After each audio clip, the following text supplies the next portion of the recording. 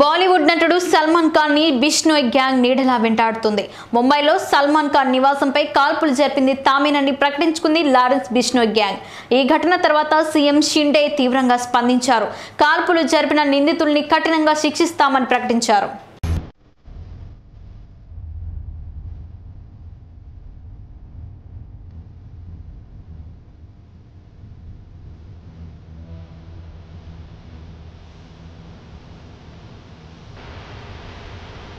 ముంబైలో బాలీవుడ్ స్టార్ సల్మాన్ ఖాన్ నివాసంపై కాల్పులు జరిపింది తామేనని ప్రకటించుకుంది Lawrence Bishnoi gang. Lawrence Bishnoi సోదరుడు అనుమోల్ బిష్నోయ్ కాల్పులు జరిపింది తామేనని సోషల్ మీడియాలో పోస్ట్ చేశారు.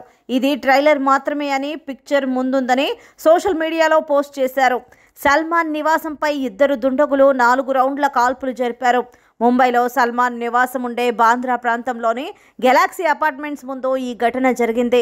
క్రైమ్ బ్రాంచ్తో పాటు స్థానిక పోలీసులు, ఫోరెన్సిక్ నిపుణులు ఘటనా స్థలానికి చేరుకుని విచారణ చేపట్టారు. గత ఏడాది మార్చిలో సల్మాన్ను బెదిరిస్తూ ఆయన ఆఫీస్కు ఈమెయిల్స్ వచ్చాయి.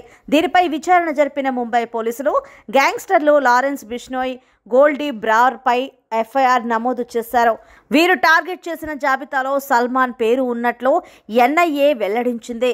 కృష్ణ జింకలను వేటాడిన కేసు విచారణ జరుగుతున్న సమయంలో బిష్నోయ్ల మనోభావాలను సల్మాన్ దెబ్బతీశారంటూ 2018లో లారెన్స్ బిష్నోయ్ ఆరోపించాడు. ఇదే విషయంపై ఆయనకు మెయిల్లో బెదిరింపులు వచ్చినట్లు పోలీసులు వెల్లడించారు. 2023 ఏప్రిల్లోనూ ఇదే తరహా బెదిరింపులు రావడంతో మహారాష్ట్ర ప్రభుత్వం ఆయన ఎక్స్ గ్రేడ్ భద్రతను Y+గా అప్గ్రేడ్ చేసింది. దీంతో ఇద్దరు సాయుధ గార్డులు సల్మాన్కు నిత్యం భద్రతగా ఉంటున్నారు.